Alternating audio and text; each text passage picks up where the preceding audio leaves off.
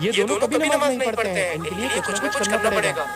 बच्चों सुनो, जी पापा। बच्चों जाने हो रही है और आप लोग यहाँ पर खेल रहे हो। बेटा नमाज़ें पढ़ा करो, अगर आप लोग नमाज पढ़ोगे तो अल्लाह पाक आपको रोज चॉकलेट देंगे।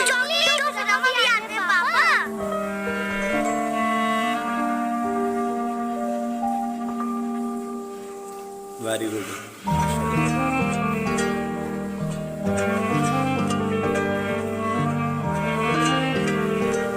हर वालिदैन को अपनी औलाद को नमाजी बनाना चाहिए।